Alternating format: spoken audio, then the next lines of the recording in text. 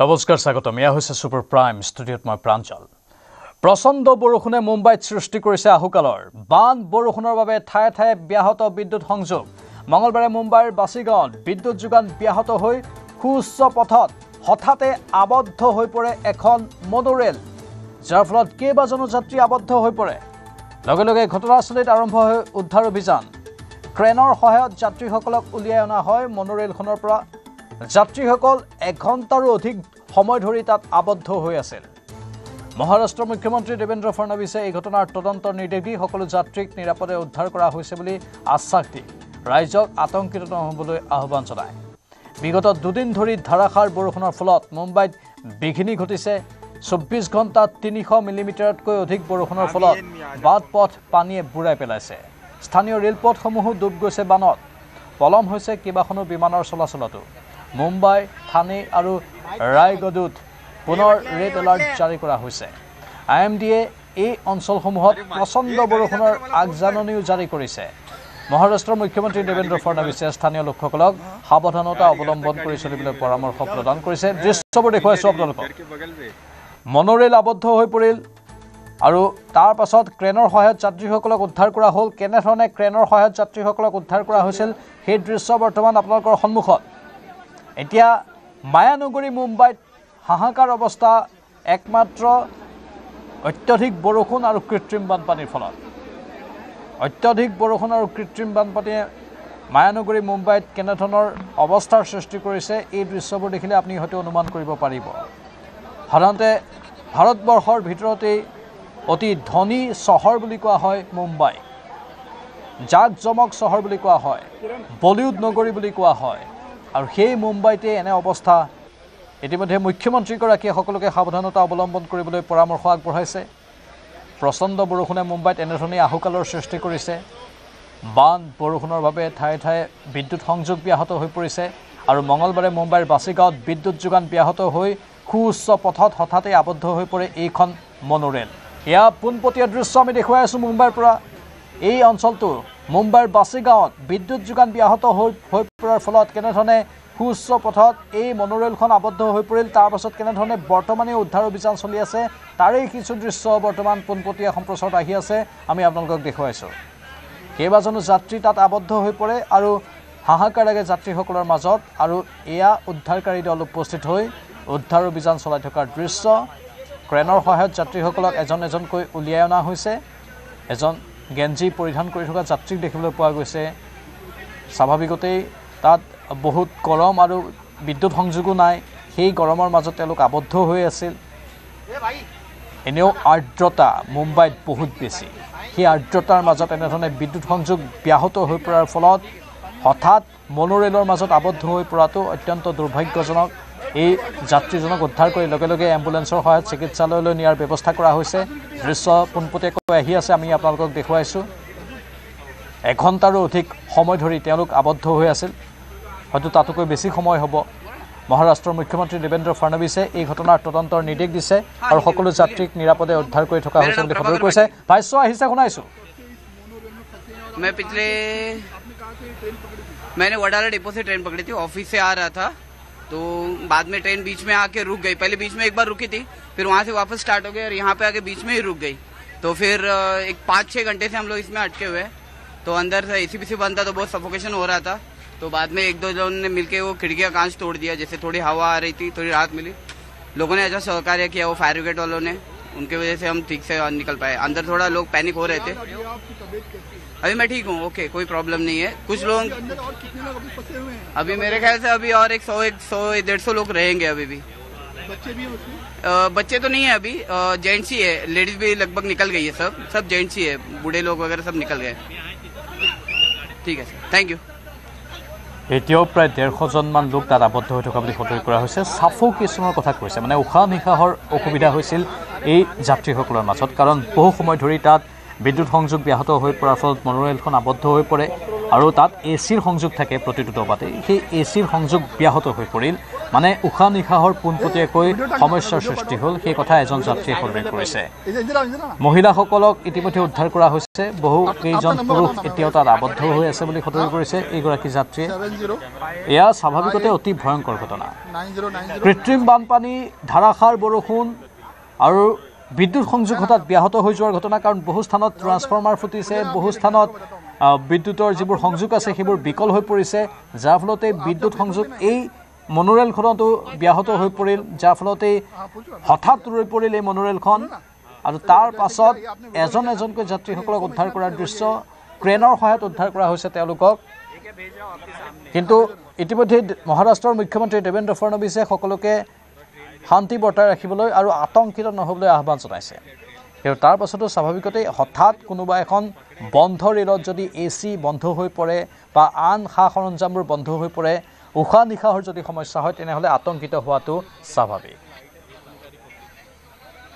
Train पकड़ा हूँ 5:30 से train में था अब कम से कम 8 बज गए सर 8 बज के 2.5 घंटे क्या तकलीफ आई आपको इसके अंदर क्या क्या कितनी देर में आपको ये जो रेस्क्यू ऑपरेशन कितनी देर तक चालू हुआ आपको क्या लगता है रिक्यू ऑपरेशन कम से कम 1 घंटे के बाद चालू हुआ अंदर कितने लोग थे आपको कुछ बता पाएंगे कितने लोग अंदर फंसे कम से कम मेरे ख्याल से 1000 लोग थे अंदर 1000 लोग 1500 लोग 500 तो डेफिनेटली रह गए पूरा गाड़ी पैक था क्योंकि आधा घंटे के बाद ये ट्रेन आई थी और उसकी वजह से अंदर ओवरलोड हो गया अंदर लोड के वजह से गाड़ी का जो एग्जॉस्ट वो बंद हो गया अंदर कोई भी आपातकालीन स्थिति के लिए कोई भी ये नहीं थी चीज नहीं थी इमरजेंसी एग्जिट नहीं था आपने कहाँ से ट्रेन पकड़ा था ये मैं वडाला राम मंदिर से पकड़ा तो अंदर ये बच्चों भी थे अंदर बच्चे थे बूढ़े लोग थे लेडीज थी दो एक मेरे सामने एक जो आदमी था उसको चक्कर आके वो अंदर ही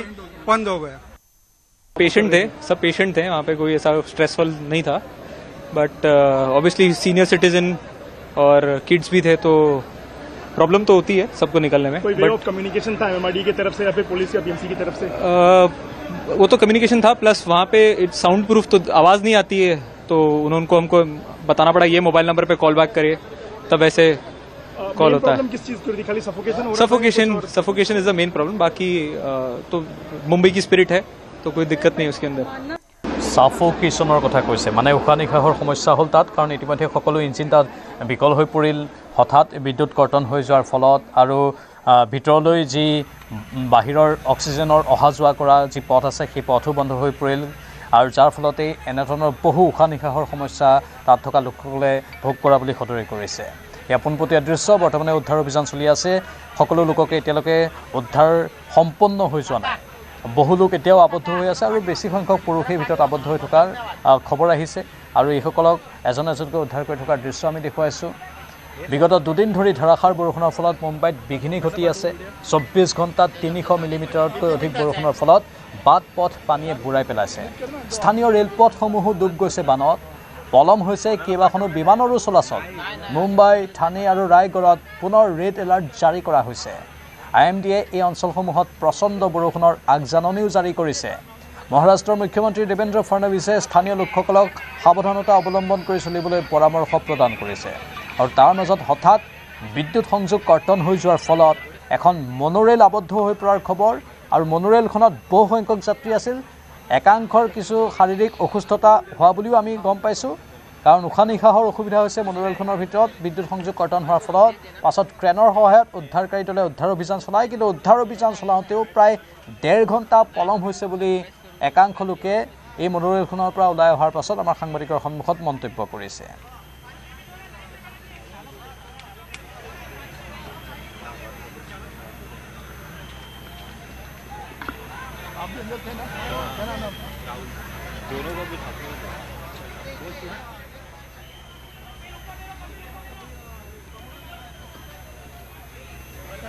राहुल ऋतिक आप दोनों ट्रेन में थे हाँ हाँ वडाल स्टेशन से अंदर का माहौल कैसा है जब आपने ट्रेन जब हुई हुआ क्या हुआ एग्जैक्टली ट्रेन में कैसे कब क्या हुआ ऐसा कुछ नहीं हुआ, मतलब हम लोग जिधर से निकले थे ना वहाँ से निकल के आगे जो ये अंटाफिल का जो स्टेशन है ना वहाँ गाड़ी रुक गई थी। वहाँ से फिर आधे घंटे में वापस चालू हुई, फिर यहाँ आके रुक गई गाड़ी। फिर यहाँ से पूरा 3-4 घंटा तो हम लोग अंदर ही थे। उसके बाद तो सब लोग मतलब सांस लेने का ये हो रहा था, सफोकेशन हो रहा था, मतलब कुछ समझ में ही नहीं आ रहा था। तो 2-3 लड़के तो ऐसे ही बेहोश हो गए, जो वयस्कर थे ना वो भी बेहोश हो गए थे। कौन से डब्बे में? हमें सेवट में था, वो पीछे लास्ट वाले डब्बे में? हाँ लास्ट वाले डब्बे में, मतलब हम लोग पीछे से बैठे थे ना तो वहीं रुके थे। हम लोग को क्या मालूम था इतना। तकरीबन अभी तो 100 रह गए। जब आपने पकड़ा था अंदर, जब कितने बहुत मतलब पैर रखने के लिए जगह नहीं था, पूरा पैक था। अंदर पब्लिक और भारतीय पब्लिक वो अंदर घुसे रही थी, पूरा मतलब पूरा पैक था, अंदर जाने को जगह ही नहीं था। तो भी हम लोग सब लोग से आगे थे, वाशी नाका जा रहे थे हम लोग।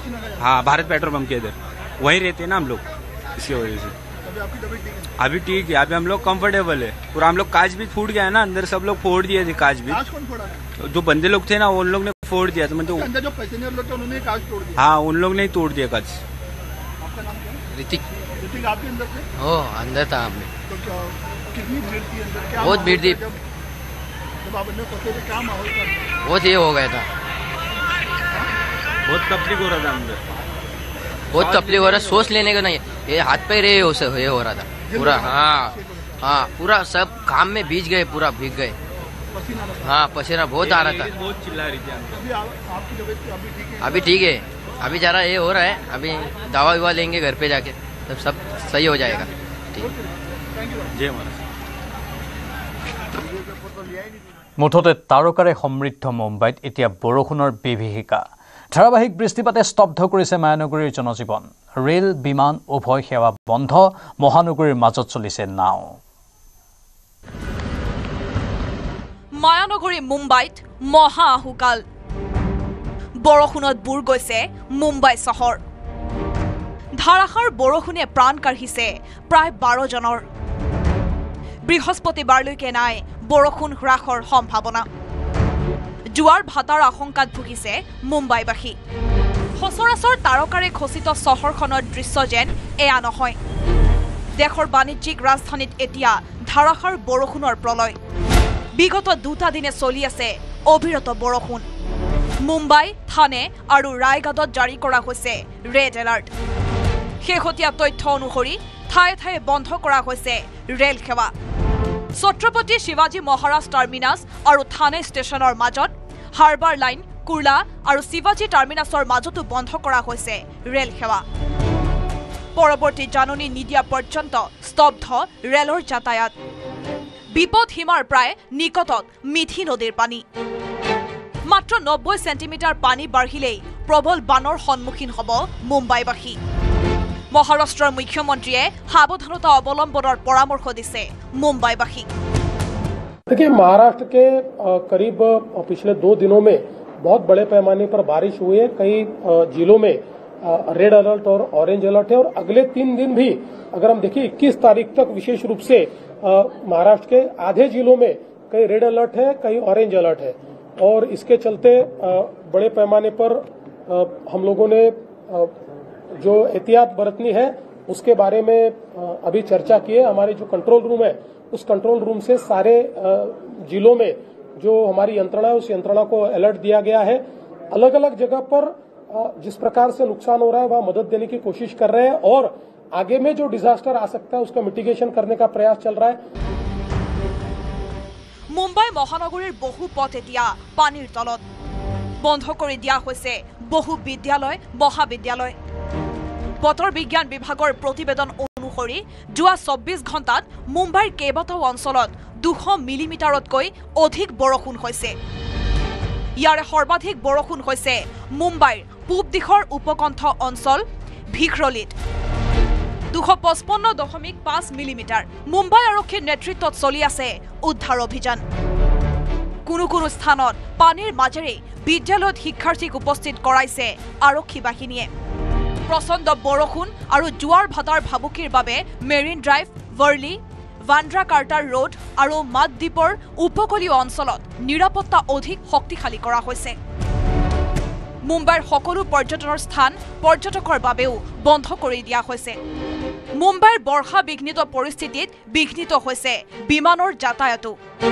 8খনকৈ বিমানৰ পথ সলনি কৰিবলগীয়াও হৈছে বিমান কৰ্তৃপক্ষই আগন্তুক 3 দিনত পৰিস্থিতিৰ কোনো উন্নতি হোৱাৰ সম্ভাৱনা নাই সকলো সাৱধানতা অৱলম্বন কৰিছে প্ৰশাসনে উদ্ধাৰকাৰী দলো সাজু লক্ষণীয় হ'ব বতৰ কেতিয়া সুস্থিৰ হ'ব মায়ানগৰীত news desk report news 18 Assam north east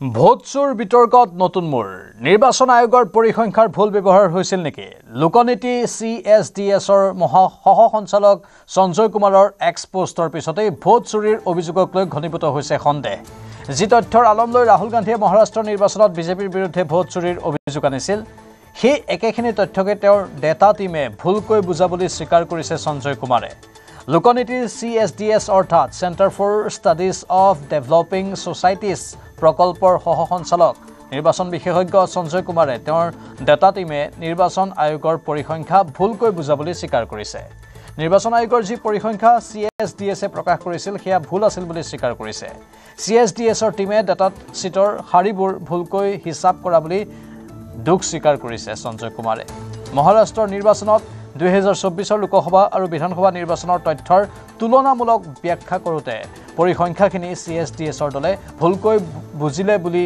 স্বীকাৰ কৰিছে সঞ্জয় কুমাৰে লোকসভা আৰু বিধানসভাৰ ভোটাৰ তালিকাত দুটা সমষ্টিত অস্বাভাৱিক হাৰত ভোট বৃদ্ধি আৰু দুটা সমষ্টিত অস্বাভাৱিক হাৰত ভোট হ্ৰাস হোৱা বুলি বিশ্লেষণ কৰিছিল ইমানেই নহয় ইয়াৰ বাবে তেওঁ ক্ষমাও বিচাৰিছে লগতে সেই সংশ্লিষ্ট এক্স পোষ্টসমূহ ডিলিট কৰা বুলিও জনাইছে সঞ্জয় কুমাৰৰ এই পোষ্টৰ পিছতে ৰাহুল গান্ধীক ক্ষমা খোজাৰ দাবী উত্থাপন কৰিছে বিজেপিয়ে কাৰণ একেখিনি তথ্য লৈয়ে ৰাহুল গান্ধীয়েও মহাৰাষ্ট্ৰ নিৰ্বাচনত বিজেপিয়ে ভোট চুৰ কৰা বুলি গুৰুতৰ অভিযোগ উত্থাপন কৰিছে কংগ্ৰেছ নেতা পৱন খেৰাই কোনো সমষ্টিত 6 মাহৰ ভিতৰতে 40% পৰ্যন্ত ভোটাৰৰ তাৰতম্য হোৱা বুলি অভিযোগ কৰিছিল পৱন খেৰাই লোকনীতি CSDSৰ তথ্যকে উৎস হিচাপে ব্যৱহাৰ কৰিছিল সেই তথ্য প্ৰকাশ কৰিছে বিজেপিৰ নেতা শেহজাদ পুনাৱালাই আৰু পুনাৱালাই দাবী কৰিছে কংগ্ৰেছে নিৰ্বাচন আয়োগ আৰু দেশবাসীৰ ওচৰত ক্ষমা বিচাৰিব নে নাই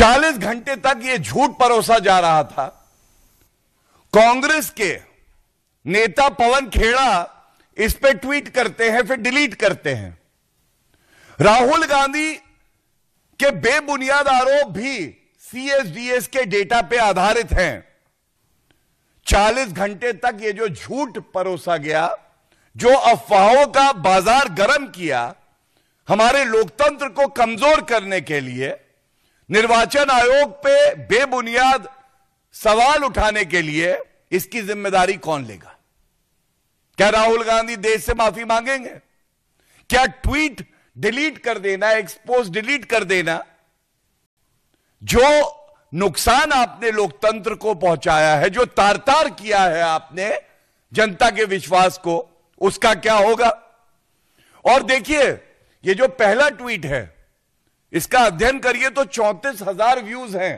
34,000 मतलब 34,000 लोगों ने इस गलत सूचना को देखा और इसके आधार पे उन्हें लगा होगा कि देखिए जो कहा जा रहा है विपक्ष द्वारा उसमें सत्यता है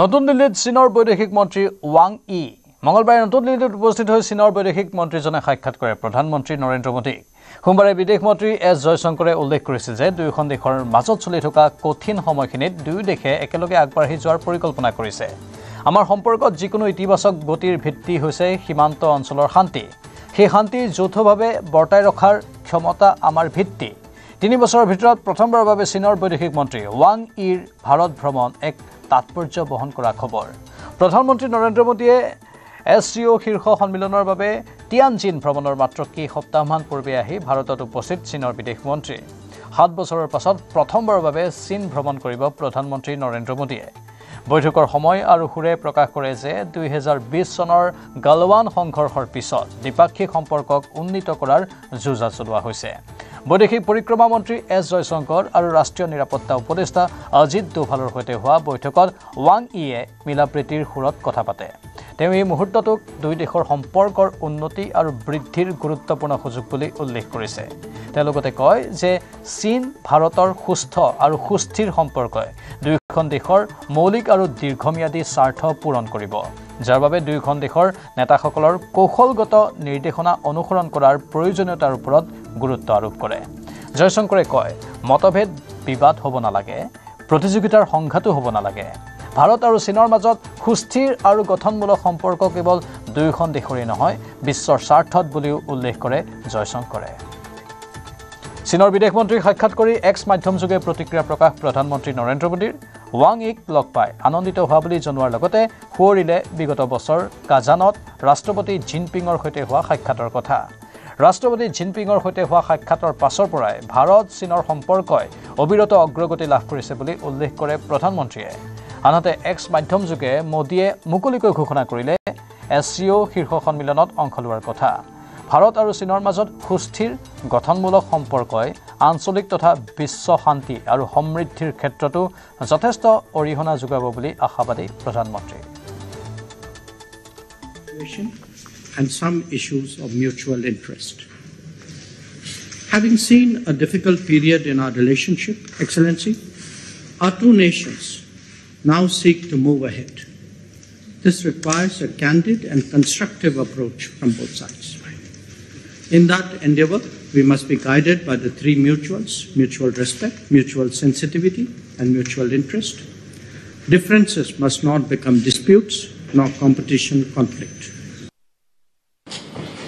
Mr. Doval, I'm very pleased to meet you again in New Delhi for this round of talks between the special representatives of China and India on the boundary question. The setbacks we experienced in the past few years were not in the interests of the people of our two countries. And then in October last year, President Xi Jinping and Prime Minister Modi had an important meeting in Kazan. That meeting pointed the direction for the development of our bilateral relations and provided impetus for the proper settlement of the boundary question. We had a very good 23rd round of special representatives talks at the end of last year. At that meeting, we reached new and important consensus on the management of disagreements, stabilizing the borders, and moving toward a settlement. We identified specific goals and formed a working framework. We are heartened to see the stability that is now restored in the borders. Mr. Doval, I appreciate your effort that you made as special representative of the Indian side. Now, the bilateral relationship is facing an important opportunity of improvement and growth. The Chinese side attaches great importance to the Prime Minister's visit to China to attend the SCO summit at our invitation. We believe that the Indian side will also make your contribution to a successful summit in Tianjin. History and reality proves once again that a healthy and stable China-India relationship serves the fundamental and long-term interests of both of our countries. চীনৰ বিদেশ মন্ত্ৰীৰ সৈতে বৈঠকত ভাগ লৈ সীমান্তত শান্তি ঘূৰাই অনাৰ পোষকতা কৰে নিৰাপত্তা উপদেষ্টা অজিত ডোভালে দ্বিপাক্ষিক সম্পৰ্কৰ পৰৱৰ্তী পদক্ষেপৰ তালিকা প্ৰস্তুত কৰাটো মনোনিৱেশ কৰে ডোভালে লগতে SCO শীৰ্ষ সন্মিলনৰ বাবে প্ৰধানমন্ত্ৰী মোদী চীনলৈ যাব বুলিও জনালে চীনৰ বিদেশ মন্ত্ৰী Happy that since then, in the last about 9 months, there has been an upward trend. Borders have been quiet. There have been peace and tranquility. Our bilateral engagements have been more substantial.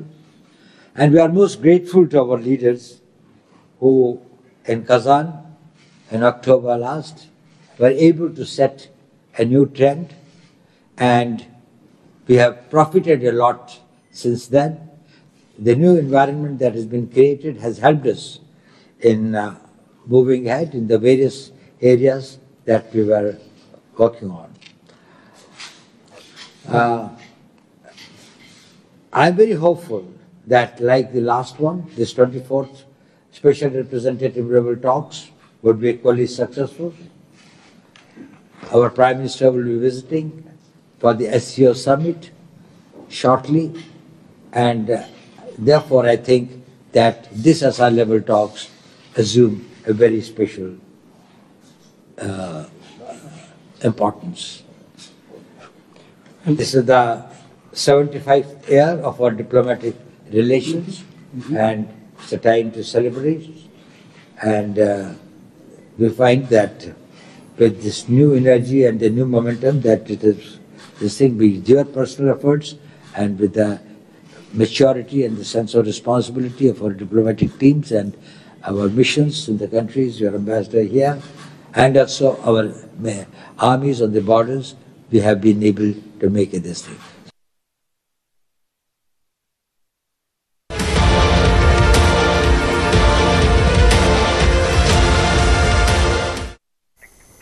মিৰাটৰ হত্যাকাণ্ডৰ কথা আপোনাৰ মনত আছেনে?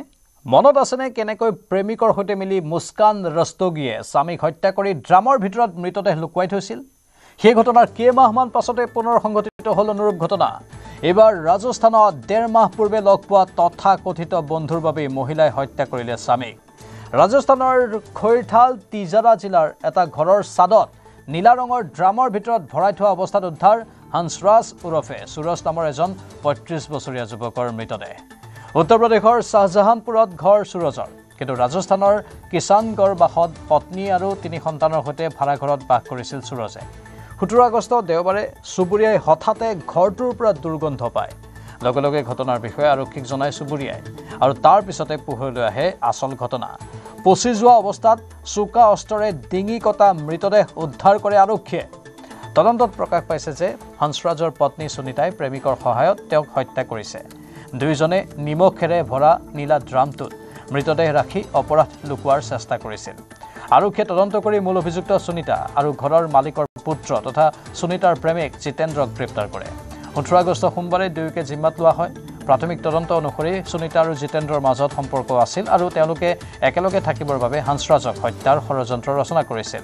তদন্তকাৰীয়ে প্ৰকাশ কৰা মতে মৃতদেহটো লুকুৱাই থবলৈ ব্যৱহাৰ কৰা নীলা ড্ৰামটো অপৰাধৰ প্ৰায় এসপ্তাহ পূৰ্বে সুনীতাই জিতেন্দ্ৰৰ মাতৃৰ পৰা ধাৰলৈ লৈছিল, যিয়ে হত্যাৰ বাবে কৰা পূৰ্ব পৰিকল্পনাক স্পষ্ট কৰিছিল। প্ৰায় 1.5 মাহ পূৰ্বে সুনীতাই স্বামী আৰু 3 সন্তানৰ সৈতে জিতেন্দ্ৰৰ ঘৰত ভাড়াত থাকিবলৈ আহিছিল। জিতেন্দ্ৰও বিবাহিত যদিও প্ৰায় 12 বছৰ আগতে তেওঁৰ পত্নীৰ মৃত্যু হৈছিল। তেতিয়াৰ পৰা জিতেন্দ্ৰ অকলে আছিল। যেতিয়া দম্পতীটো জিতেন্দ্ৰৰ ঘৰত বাস কৰিবলৈ আহিল, তেতিয়া দুয়োৰে মাজত গঢ়ি উঠিছিল বন্ধুত্ব। জিতেন্দ্ৰই প্ৰথমে হংসৰাজৰ লগত বন্ধুত্ব গঢ়ি তুলিছিল আৰু তাৰ পিছত সুনীতাৰ লগত। পাছত দুয়ো একেলগে সময় কটাবলৈ ধৰিলে। হংসৰাজ আৰু জিতেন্দ্ৰ দুয়ো মিলি একেলগে সুৰাও পান কৰিছিল। আনহাতে জিতেন্দ্ৰ আৰু সুনীতাৰ আছে ৰীলৰ প্ৰতি দুৰ্বাৰ হেঁপাহ। ছ'চিয়েল মিডিয়াত দুয়ো একেলগে ৰীল বনাবলৈ আৰম্ভ কৰে আৰু দুয়োৰে অধিক কাষ চাপে, আৰু তাৰ পাছতে দুয়ো একেলগে থকাৰ সিদ্ধান্ত লয়, যাৰ বাবে দুয়ো হংসৰাজৰ প্ৰাণ ল'বলৈও কুণ্ঠাবোধ নকৰিলে। হংসৰাজৰ ডিঙি কাটি হত্যা কৰি দুয়ো 3 সন্তানক লৈ পলায়ন কৰে। উল্লেখযোগ্য যে জন্মাষ্টমী উদযাপনৰ সুযোগ লৈ সুনীতা আৰু জিতেন্দ্ৰই এই হত্যাকাণ্ড সংঘটিত কৰিছিল। জিতেন্দ্ৰ মাতৃ আৰু তেওঁলোকৰ ওচৰ চুবুৰীয়াই জন্মাষ্টমী উদযাপন কৰিবলৈ মন্দিৰলৈ গৈছিল। মন্দিৰৰ পৰা উভতি আহোঁতে মাতৃয়ে ঘৰত সম্পূৰ্ণ নিস্তব্ধতা লক্ষ্য কৰে। ঘৰত কাকো নাপাই ওচৰ চুবুৰীয়াৰ লগত মিলি পুত্ৰ জিতেন্দ্ৰসহ সকলোকে বিচাৰিবলৈ ধৰে। তেওঁলোকে ভাবিছিল যে হংসৰাজ, তেওঁৰ পত্নী, সন্তান আৰু জিতেন্দ্ৰ হয়তো ক'ৰবাত জন্মাষ্টমী উদযাপন কৰিবলৈ গৈছিল। পিছদিনা যেতিয়া ছাদৰ পৰা দুৰ্গন্ধ ওলাবলৈ ধৰিলে, তেতিয়া জিতেন্দ্ৰৰ মাতৃয়ে আৰক্ষীক সেই কথা অৱগত কৰে। তেওঁ আৰক্ষীক জনালে যে সুনীতাই এসপ্তাহ আগতে পানী জমা কৰিবলৈ ড্ৰামটো বিচাৰিছিল। এই সকলো দিশলৈ চাই আৰক্ষী নিশ্চিত হয় যে সুনীতা আৰু জিতেন্দ্ৰৰ পৰিকল্পনা আছিল পূৰ্ব পৰিকল্পিত। ये मृतक और उसकी पत्नी एक ईंट का जो भट्टा है सूर्या भट्टा के नाम से भिंडूसी के अंदर, वहाँ पे मजदूरी करते थे। और उसी भट्टे पे आरोपी है जितेंद्र शर्मा, वो वहाँ पे मुनीम का काम करता है। तो वहाँ इन दोनों का संपर्क हुआ, जो लक्ष्मी देवी हैं और उनका जो बॉयफ्रेंड है जितेंद्र। तो संपर्क हुआ, फिर बात होती गई करीब 3-4 महीने तक। पिछले 1.5 महीने पहले जितेंद्र शर्मा ने इन दोनों को अपने घर में किराए पे रखा, जो कि किशनगढ़ बास में घर था इनका। ये तीनों ही लोग जो हैं वो अक्सर पार्टी किया करते थे और साथ में बैठ के दारू भी पिया करते थे। अब ये जैसे जैसे अभी इन्वेस्टिगेशन खुलता जा रहा है, ये सामने आया है कि जो वाइफ है और उसका बॉयफ्रेंड है, उन दोनों के जो भी लीगल या अफेयर था, उसकी जो खबर है वो पति के पास चली गई और उसी से नाराज होके या फिर उसको ठिकाने लगाने के लिए लक्ष्मी देवी और उसके बॉयफ्रेंड जितेंद्र ने हंसराज को मार के और नीले रंग के डब्बे में नीले रंग के कंटेनर में डाल दिया। ये मृतक और उसकी पत्नी एक ईंट का जो भट्टा है सूर्या भट्टा के नाम से भिंडूसी के अंदर वहाँ पे मजदूरी करते थे और उसी भट्टे पे आरोपी है जितेंद्र शर्मा, वो वहाँ पे मुनीम का काम करता है। तो वहाँ इन दोनों का संपर्क हुआ, जो लक्ष्मी देवी हैं और उनका जो बॉयफ्रेंड है जितेंद्र, तो संपर्क हुआ, फिर बात होती गई करीब 3-4 महीने तक। पिछले 1.5 महीने पहले जितेंद्र शर्मा ने इन दोनों को अपने घर में किराए पे रखा, जो कि किशन। मैं दूसरे दिन ऊपर गई तो मेरे को तो बदबू सी आई, मैं समझी कि पता नहीं कोई जानवर मरा क्या। ये भाई हर को बुला कर ने दिखाई, भाई देखिए क्या है कि बदबू आ रही है। तो इन्होंने बताई कि ऐसे लग रहा है घंटी इसमें कुछ मरा पड़ा है आदमी, किसी मृत्यु से लगा। पुलिस को आप? हाँ, फिर मैंने 100 नंबर पे फोन किया, पुलिस आकर नहीं, उन्होंने संभाला सब काम। मैं घबरा गई थी, मुझे कुछ नहीं पता था उसके बाद। तो ये कितने परिवार, कौन लोग रहते थे किराएदार? किराएदार 5 से 3 बच्चे थे। हाँ। 2 मियाँ बीवी थे। नहीं, वो औरत बात करती थी कभी कभी नीचे आके, तो वो कहती थी ये हमारा आदमी इतना निकम्मा, इतनी दारू पीता है, सब कुछ खत्म कर दिया इसने आंटी।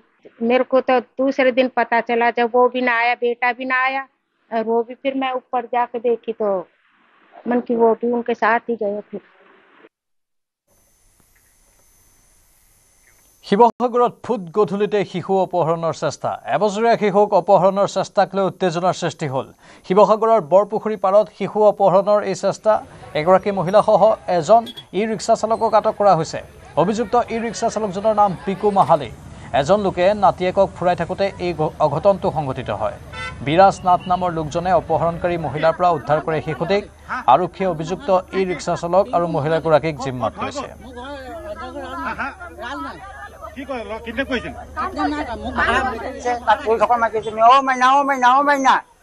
মাতিছে আমি আৰু তাইলৈ কিয়লৈ চাওঁ, কৈ মাইকী কি কথা, মই নাতিটোৰ পিছে পিছে আহি আছো। আৰু হক নাই বক নাই আহি পেলাই সৰু কেঁচুৱাটোক ধৰি পেলাই বেটেৰীত ভৰাই দিলে নহয়। বেটেৰীখন তাত ৰৈ আছিলে, বেটেৰীত ভৰাই দিলে। মই জানিছোঁ বেটেৰীৰ পৰা মানুহবিলাক আহি বহুত মানুহ গোট খাই গ'ল। মানুহখিনি ভাবিছে কিজানি সিহঁতে মাইকীজনীৰ লগত কিবা লাগিছে চাগে, ক'লে কি হ'ল বোলে উমুক তুমুক বোলো এনেকুৱা তেনেকুৱা কথা। তেতিয়া ল'ৰাটো তাইৰ হাতৰ পৰা আনিব পাৰিলোঁ যেনিবা, মাকো গ'ল। ল'ৰাটো কেঁচুৱা মাত শুনি পেলাই কেঁচুৱাটো মাকো গ'ল, বোৱাৰীজনী গৈ পেলাই ল'ৰাটো কেঁচুৱাটোক লৈ আহিলে। এই মাইকীজনী তাৰমানে তেনেকৈ লৈ যাবলৈ লৈছিলে। অপৰাধীৰ ৰম্যভূমিলৈ ৰূপান্তৰিত হৈছে গুৱাহাটী মহানগৰী। মহানগৰীত পুনৰ যুৱতীক যৌন নিৰ্যাতন। নাৰেংগীৰ বুন্দাত ঘৰে ঘৰে বটল বুটলা যুৱকৰ বিৰুদ্ধে এই অভিযোগ উত্থাপন হৈছে। যুৱতীগৰাকীয়ে বিচনাত কোনো অজ্ঞাত লোকৰ উমান পাই হাহাকাৰ কৰে। তাৰ লগে লগে ঘৰৰ লোকসকলে দৌৰি যুৱতীগৰাকীৰ ওচৰৰ চাপে আৰু সেই সময়তে আন্ধাৰৰ সুযোগ লৈ লম্পট যুৱকজনে পলায়ন কৰে। অৱশেষত স্থানীয় লোকে লম্পট যুৱকজনক আটক কৰি পানীখাইটি আৰক্ষীক গতাই দিয়ে। জানিব পৰা মতে লম্পট যুৱকজন মাটিমূৰ হক। ধৃত মাটিমূৰে পেলনীয়া সামগ্ৰী সংগ্ৰহ কৰাৰ কাম কৰে।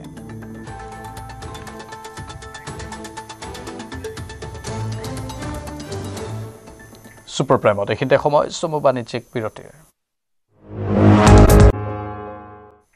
নিশাৰ মহানগৰীত একাংশ যুৱতীৰ চৰম উশৃংখলতা। সুৰাৰ আগিত ৰাজপথতে যুৱতী দলৰ দুৰ্বাদল কাজিয়া। 5গৰাকী যুৱতীৰ মাজত কাজিয়া আৰু চুলিয়াচুলি।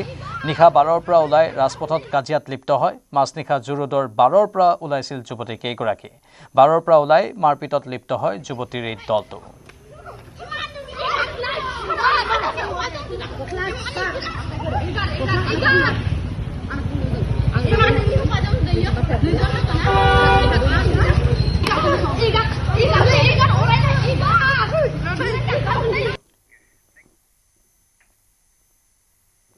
মৰিয়নীত ফাষ্ট ফুডৰ প্ৰতিষ্ঠানত চলে ড্ৰাগছৰ বেহা। পঞ্জাব ডিলাইট নামৰ ফাষ্ট ফুডৰ দোকানত ড্ৰাগছ জব্দ কৰা হৈছে।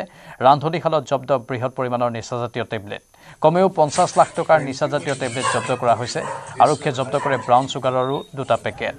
বিপণীখনৰ স্বত্বাধিকাৰী যোগেন্দ্ৰ সিঙক কৰায়ত্ব কৰা হৈছে। যোগেন্দ্ৰ সিঙে দীৰ্ঘদিনৰ পৰাই ড্ৰাগছৰ বেহা চলোৱাৰ অভিযোগ উঠিছে। পৌৰসভাই চিল কৰি দিয়ে অবৈধ বেহা চলা বিপণীখন। গোপালা ষ্ট্ৰং ৰুমত এদিনো পৰা নাই মানে ন পাঞ্জাবী মানুহজনে এনেকৈ হেৰি বিকি আছে ড্ৰাগছ বিকিছে বুলি গম পোৱাত পুলিচেও তেখেতলোকক হাজবেণ্ড ৱাইফক দুজনকে এৰেষ্ট কৰিছে দেখিছোঁ আমি নিজে আহি যে মানে বহুত পৰিমাণৰ ড্ৰাগছ তেখেতৰ দোকানত জব্দ কৰা হৈছে আৰু ইতিমধ্যে গম পাইছোঁ যে তেখেতৰ ঘৰতো যোনটো ঘৰত ভাড়া থাকে তেখেতৰ ঘৰতো পাইছে বুলি গম পাইছোঁ ড্ৰাগছ বিকি থাকে তেতিয়াহ'লে আমাৰ উঠি অহা প্ৰজন্মৰ জীৱন ধ্বংস পথলৈ ঠেলি দিয়া বুলি আমি অনুভৱ কৰিছোঁ কাৰণ আমি দেখিছোঁ মৰিয়নিটো তেনেকৈ ধৰণৰ হৈ আছে বুলি আমি গম পাওঁ আগতে শুনিছিলোঁ কিন্তু এতিয়া আমি গম পাইছোঁ যে সঁচাকৈ এই পাঞ্জাবী মানুহজনে ড্ৰাগছ বিক্ৰী কৰে কাৰণ ইয়াৰ আগতো তেখেতক জেললৈ পঠিওৱা হৈছে জেল হাজতলৈ পঠিওৱা হৈছিলে 3 মাহ থাকি আহি আকৌ পুনৰ এই ব্যৱসায় আৰম্ভ কৰিছে Mark 5 এই ষষ্ঠ প্ৰজন্মৰ যুঁজাৰু জেট এক গেম চেঞ্জাৰ ভাৰতৰ বায়ু সেনাত হয়তো সংযোজন ঘটিব পাৰে এই জেটৰ ইউৰোপৰ আটাইতকৈ অভিলাষী প্ৰতিৰক্ষা প্ৰকল্প ফ্ৰান্স জাৰ্মানী আৰু স্পেইনে যৌথভাৱে নিৰ্মাণ কৰা ষষ্ঠ প্ৰজন্মৰ SCAF FCAS future combat air system যুঁজাৰু জেটৰ জৰিয়তে ভাৰতৰ বায়ু শক্তিৰ বৃহৎ উত্থান ঘটিব পাৰে যদি ভাৰতে অংশীদাৰ দেশ হিচাপে এই কাৰ্যসূচীত যোগদান কৰে তেন্তে ই দেশৰ কৌশলগত ভাৰসাম্যক পুনৰ গঢ় দিব ভাৰতীয় বায়ুসেনাৰ বাবে ই হৈ পৰিব এক ভয়ংকৰ যুদ্ধাস্ত্ৰ SCAF বা FCAS বিমানখন যুদ্ধজানতকৈ অধিক ক্ষিপ্ৰ ইয়াৰ ভিতৰত আছে নিউ জেনেৰেশ্যন ফাইটাৰ আৰু ৰিমোট কেৰিয়াৰ নামেৰে জনাজাত মানৱবিহীন ড্ৰোন ষষ্ঠ প্ৰজন্মৰ বিমান হিচাপে শ্ৰেণীভুক্ত এই পঞ্চম প্ৰজন্মৰ যুঁজাৰু বিমানক অতিক্ৰম কৰাৰ সম্ভাৱনা আছে F-35ৰ দৰে যুঁজাৰু বিমানক অতিক্ৰম কৰি নতুন এটা যুগৰ সূচনা কৰাৰ সম্ভাৱনা আছে এই বিমানখনত উন্নত আক্ৰমণৰ প্ৰযুক্তি থাকিব ই শত্ৰুৰ ৰাডাৰত অদৃশ্য হৈ থাকিব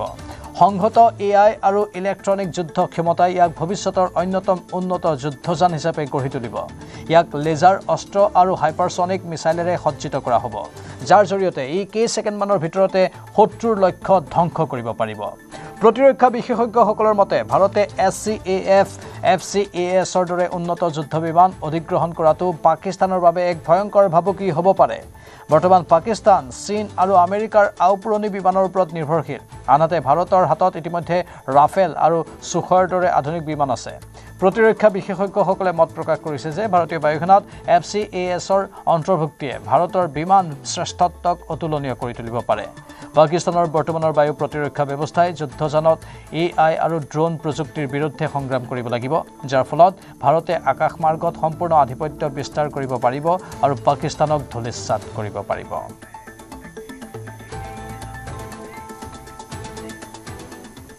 তীব্ৰ বৰষুণে বিপৰ্যস্ত কৰিছে দিল্লী আৰু ইয়াৰ নিকটৱৰ্তী অঞ্চলৰ জনজীৱন উফন্দি উঠিছে যমুনা নদীৰ বুকু ইয়াৰ মাজতে কেন্দ্ৰীয় বতৰ বিজ্ঞান বিভাগে দিল্লী NCRৰ কেইবাটাও অঞ্চলত পুনৰ বৰষুণ আৰু বজ্ৰপাতৰ আগজাননী জাৰি কৰিছে বৰষুণৰ ফলত দিল্লীৰ তাপমাত্ৰা 26.7 ডিগ্ৰী চেলছিয়াছলৈ নিম্নগামী হৈছে যিটো বছৰৰ এই সময়ছোৱাৰ বাবে স্বাভাৱিকতকৈ 0.2 নটছ কম পুৱা 8:30 বজাত আপেক্ষিক আৰ্দ্ৰতা প্ৰায় 97% আছিল কেৱল দিল্লীতে নহয় দেশৰ কেইবাখনো ৰাজ্যত তীব্ৰ বৰষুণৰ ফলত স্তব্ধ প্ৰায় হৈছে জনজীৱন ঠায়ে ঠায়ে বানৰ সৈতে কৰিবলগীয়া হৈছে মোকাবিলা কেইবাজনো লোক নিহত হোৱাৰ লগতে শ লোক আবদ্ধ হৈ আছে আটাইতকৈ বেছি ক্ষতিগ্ৰস্ত হোৱা মহাৰাষ্ট্ৰত 7জন লোকৰ মৃত্যু হোৱাৰ লগতে 200ৰো অধিক লোক আবদ্ধ হৈ পৰিছে হিমাচল প্ৰদেশতো একাধিক ভূমিস্খলনৰ ফলত 400টা পথ বন্ধ হৈ পৰিছে